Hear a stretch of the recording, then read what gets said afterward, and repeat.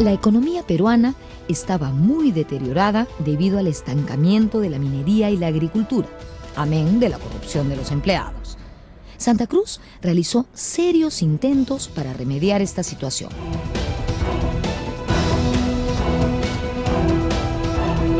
Tanto el Perú como Bolivia, la Confederación resolvía problemas económicos importantes de este momento, ¿no? Bolivia, aunque era un país que todavía tenía en ese entonces la costa de Antofagasta, que perdió después en la Guerra del Salitre, esta costa representaba un desierto árido, virtualmente intransitable, de manera que en la práctica Bolivia era un país mediterráneo encerrado detrás de la cordillera y necesitaba imperiosamente una costa viable que le permitiese el comercio con el mundo.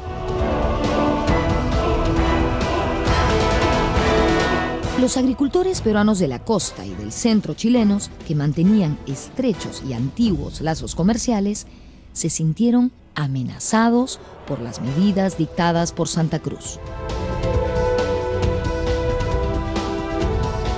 Y el hecho de que Lima pierde hegemonismo, ¿no? Y además Lima con el norte controlaban muy bien el comercio con Chile, ¿no? Un comercio que era trigo chileno a cambio de azúcar peruana, que no se quiebra luego de la independencia, ¿no?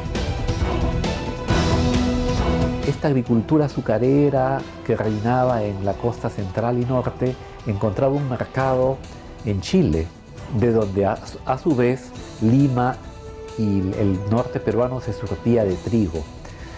Este comercio de azúcar contra trigo se veía amenazado por la política económica que Santa Cruz iba a aplicar.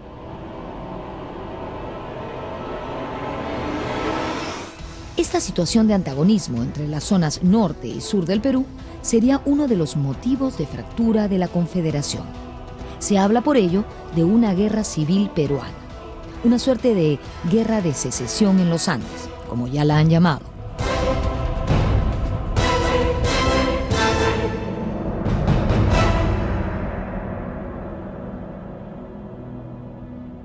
Paul Guttenberg, el historiador norteamericano, le llamó a la guerra de la Confederación peruano-boliviana la guerra de secesión en los Andes, haciendo un símil con la historia de los Estados Unidos.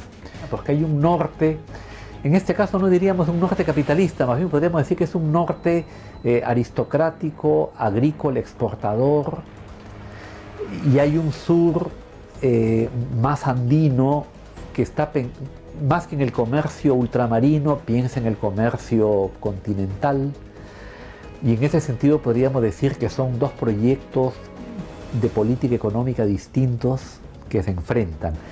Gutenberg sostenía que el norte era más bien proteccionista y el sur librecambista.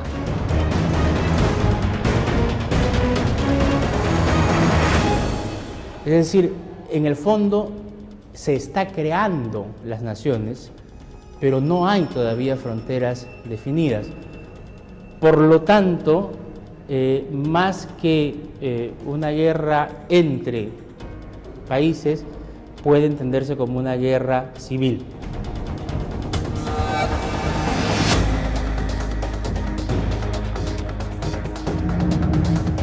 Ante esta tensa situación, el gobierno chileno encontraría pronto motivos para entrar en conflicto con la Confederación.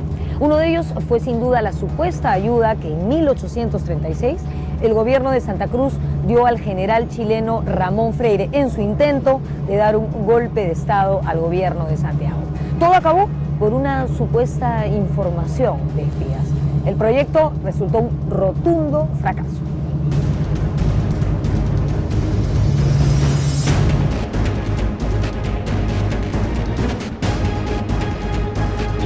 Lo que se dice, digamos, surrepticiamente es que tanto Santa Cruz como Orbegoso estaban enterados de esta movida, digamos, de Freire, ¿no? Desde Lima, ¿no? La intervención de Santa Cruz y Orbegoso en este asunto nunca fue comprobada. Aún así, como represalia por esta supuesta ayuda peruana, el gobierno chileno envió 2 buques de guerra que de manera sorpresiva secuestraron a 3 barcos de la flota peruana anclados en el Callao. Esto ocurrió la noche del 13 de agosto de 1836. Santa Cruz, ante la inminencia de la guerra, trató por todos los medios de evitarla. Porque Santa Cruz no quería entrar en una guerra, quería primero consolidar la Confederación y luego estudiar otro tipo de problemas. Pero precisamente para Prieto y para Portales era muy importante desestabilizar cuanto antes la Confederación con una guerra, ¿no? La flota chilena estableció el bloqueo del Callao y encerró en el puerto de Guayaquil a los pocos barcos peruanos que quedaban. El 26 de diciembre de 1836, el Congreso chileno autorizó la declaración de guerra contra la Confederación.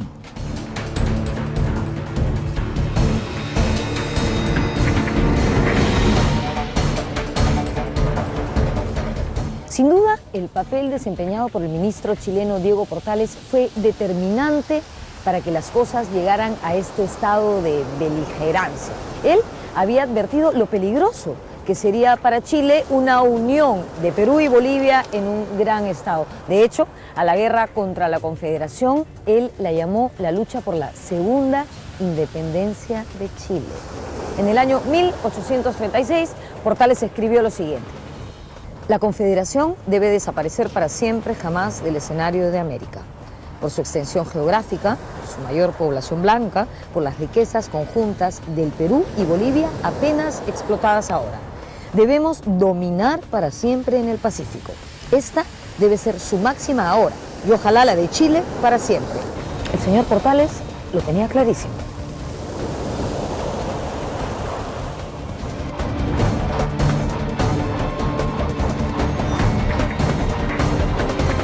Se puede argumentar finalmente que la guerra, si bien Portales buscó el apoyo de Colombia, no, el apoyo de Venezuela no lo obtuvo, y el apoyo también de Ecuador.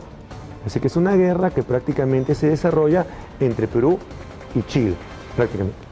Que Portales observa, no, que con el objetivo de mantener el equilibrio en el continente y buscar la hegemonía chilena con un predominio económico, hay que acabar con la Confederación. La guerra que le hace Chile a la Confederación, planeada por ese primer ministro famoso chileno llamado Diego Portales, es decisiva para acabar con el proyecto. Hay que recordar que Chile había estado dependiente y sujeto al virreinato del Perú en la época colonial, de manera que la independencia de Chile fue de un lado la independencia de España, pero de otro lado la independencia respecto del Perú. Ver al Perú y Bolivia unidos era para ellos el fantasma de una restauración del gran virreinato andino que podía arrinconarlos en una esquina del Pacífico.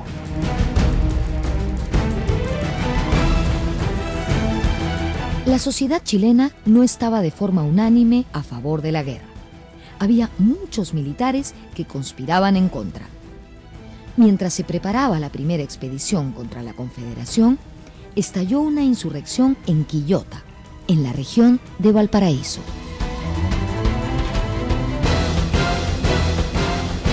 Tenemos un gobierno que quiere ir a la guerra, básicamente el concepto portaliano quiere ir a la guerra, pero un fuerte ascendiente civil y militar que no quiere ir a la guerra. Por eso que suena tan paradójico, ¿cómo es posible que una sociedad que estaba opuesta a la guerra termine exaltando la guerra?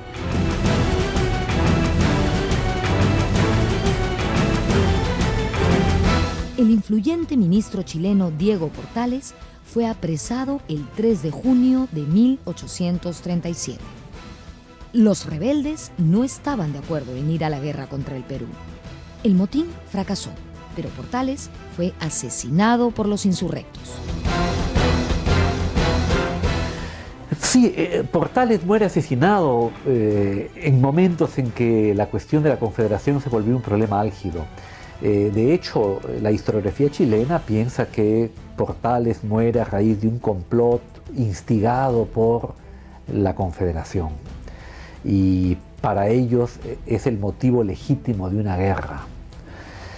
Sin embargo, parece que Portales muere por un conflicto, digamos, interior a la política chilena. Portales es un primer ministro, nunca es presidente, con una tradición muy autoritaria, pero que no se puede negar si logra elaborar lo que en líneas generales podríamos calificar como un plan de acción. Es decir, Chile debe caminar por esta senda. Eso es positivo y hay que reconocerlo y lo seguimos reconociendo. Eso es una cosa. Hoy sabemos que Portales fue un gobernante autoritario, fue un gobernante muy conservador, que no respetaba la Constitución, que no creía en la República, pero que sin embargo sí le dio cierta estabilidad al Estado chileno.